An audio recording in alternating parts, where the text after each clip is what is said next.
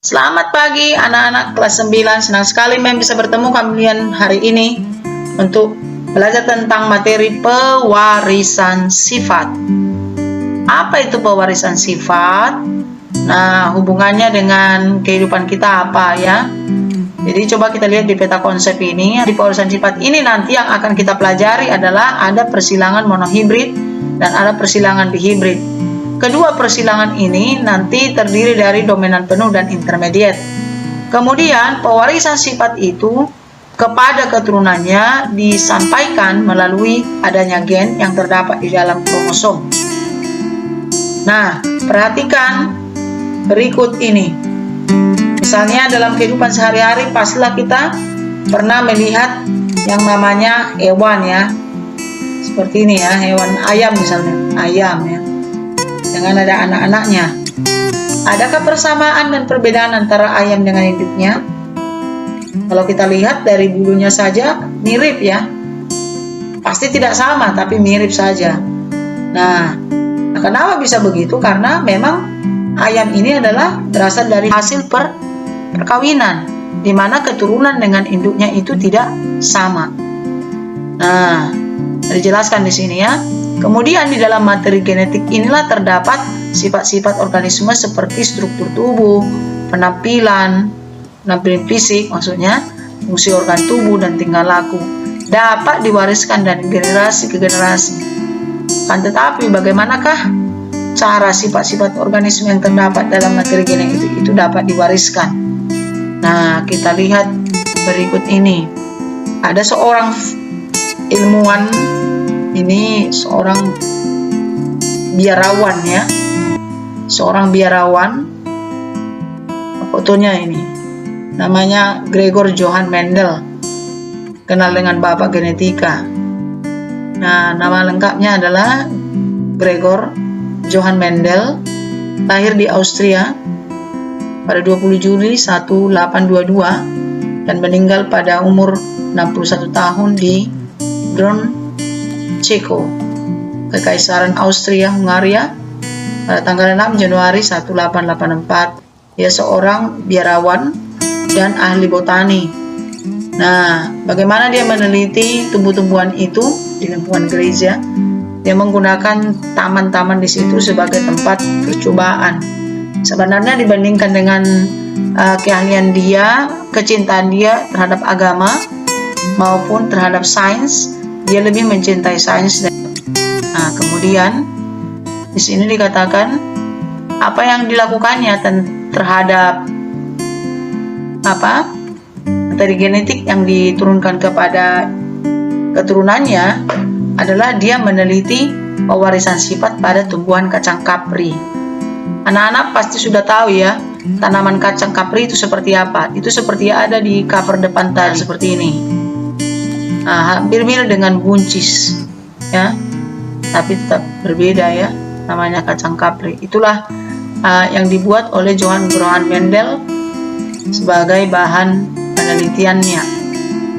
Nah, kemudian berkat dari penelitian yang ditemukan oleh Gregor Johann Mendel, maka sekarang kita mengerti atau tahu tentang pola pewarisan sifat suatu organisme. Di ilmu yang mempelajari tentang pewarisan sifat namanya genetika.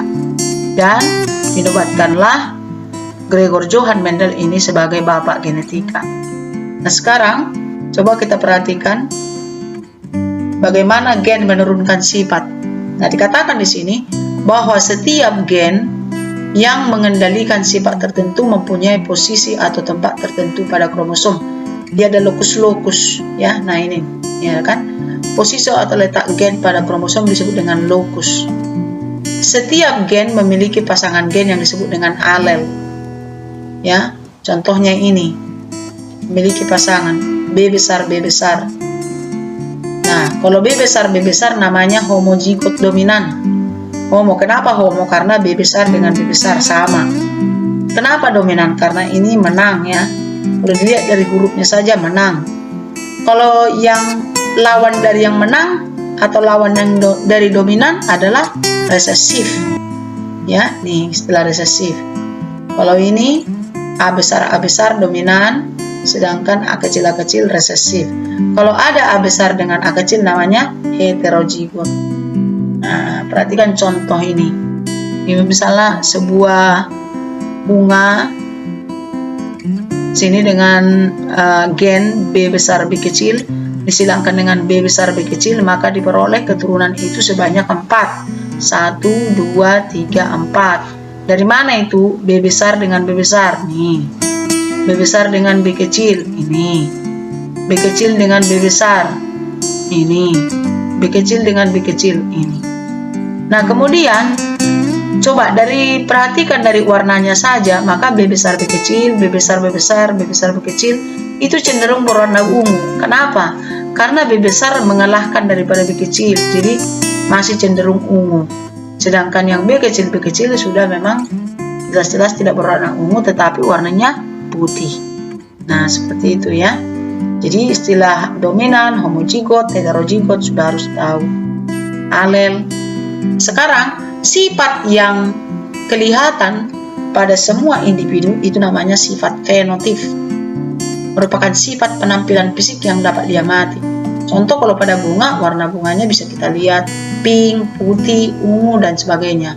Kemudian bentuk bijinya misalnya bulatkah, kisutkah, setengah bulatkah, ya. Kemudian tinggi tanaman juga bisa diamati, bisa diukur. Sedangkan genotip adalah merupakan jenis gen yang mengendalikan fenotip. Jadi kalau simbol-simbol itu namanya genotip. Nah, R besar itu genotipnya. R besar R kecil namanya genotipnya.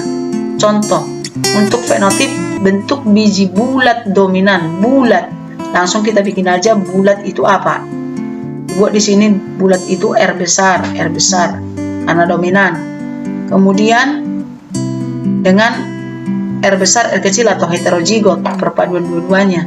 Kemudian homozigot R kecil itu di sini hanya dijelaskan tentang mengenal mana homozigot dominan, homozigot resesif, dan heterozigot. Kemudian perhatikan persilangan monohibrid dan hukum segregasi. Nah, tadi disampaikan bahwa monohibrid adalah persilangan satu sifat beda. Apa itu maksudnya satu sifat beda? Yang dilihat misalnya warnanya saja, bentuknya saja, rasanya saja. Jadi hanya satu sifat beda yang ditonjolkan, yang mau diamati adalah. Nah, perbandingan yang diperoleh adalah bisa 1 banding 2 banding 1, bisa juga 3 banding 1. Kenapa ini berbeda? Misalnya nih pada bunga yang tadi ya. Jadi R besar R besar itu ungu. R kecil itu putih. Kalau disilangkan melahirkan merah muda.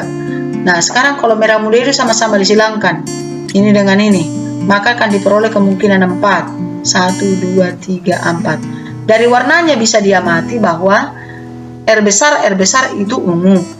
R besar R kecil itu merah muda, ada sebanyak 2, sedangkan yang putih ada 1. Jadi 1 banding 2 banding 1. Itu artinya. Kemudian yang kedua, kalau perbandingannya 3 banding 1 seperti apa ini? Seperti ini. Ini kan ungu, ini ungu. Jumlahnya adalah 3. 1 ini. Jadi 3 banding 1. Begitu maksudnya. Nah, sekarang coba kita amati yang persilangan dihibrid, 2 sifat beda. Misalnya bentuknya dengan warnanya.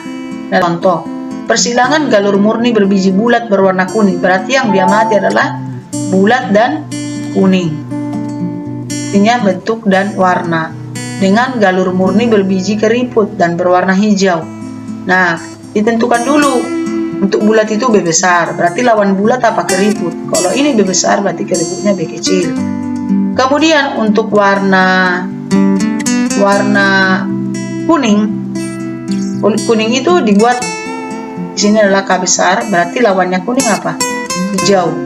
Berarti dibikin K kecil. Nah, kalau ini disilangkan seperti apa hasilnya? Kemungkinan ada seperti ini, ada 16. Tapi kita lihat dulu. Untuk parental 1, ini P artinya parental 1, induk pertama, bulat kuning disilangkan keriput hijau. Bulat kuning kan B besar, B besar, K besar, K besar. Keriput hijau B kecil, B kecil, K kecil, K kecil. Kalau ini disilangkan, hasilnya seperti ini. Dari mana hasilnya ini? Lihat. Kalau di sini alelnya B besar, K besar, karena ini kan sama. Ini B besar, B kecil sama. Kalau disilangkan ini hasilnya ini. Inilah keturunan pertama. Nah sekarang kalau keturunan pertama itu disilangkan sesamanya, ini disilangkan juga dengan ini juga, maka kemungkinan alelnya adalah B besar K besar ini, B besar K kecil ini, B kecil K besar ini, B kecil K kecil ini. Ini sama-sama disilangkan, ini dengan ini, yang ini dengan ini, yang ini dengan ini, yang ini dengan ini. Nah semua seperti itu.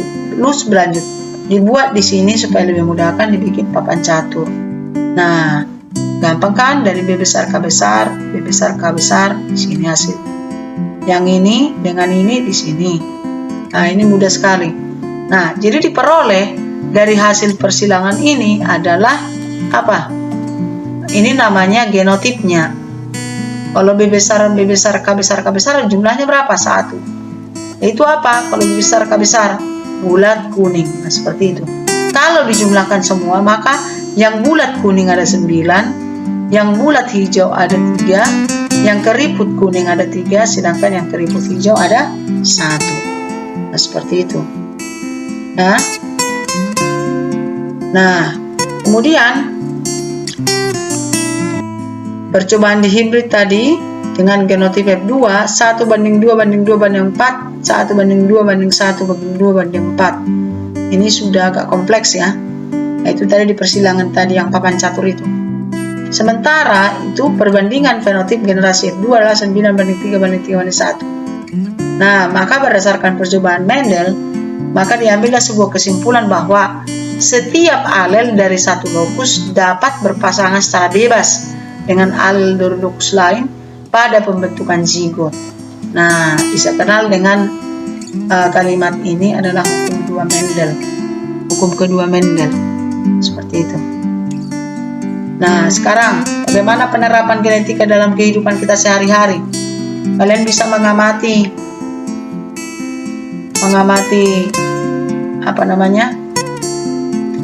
buah-buahan, mengamati buah-buahan yang kita bisa konsumsi setiap hari. Begitu juga dengan sayur-sayuran ya. Nah, penerapannya dalam bidang pertanian adalah ada pemulihan tanaman. Nih ya, pemulihan tanaman itu penyilangan beberapa tanaman menghasilkan bibit yang unggul atau produk yang unggul. Kemudian untuk di sini dibuat pada tanaman kacang kedelai varietas Wase memiliki sifat tahan asam, dapat disilangkan dengan tanaman kacang kedelai varietas Nokon Sawon yang berbiji besar sehingga dapat menghasilkan tanaman kedelai yang tahan asam. Nah, itulah beberapa keuntungan. Kemudian untuk apalagi perakitan tanaman tahan serangga. Jadi tanaman itu bisa dikontrol, bisa dibuat supaya tahan terhadap serangga. Kemudian mendiagnosa penyakit. Nah ya. Kemudian persilangan dengan penerapan genetika juga dapat diterapkan pada persilangan hewan. Misalnya menghasilkan hewan yang besar dan dagingnya banyak.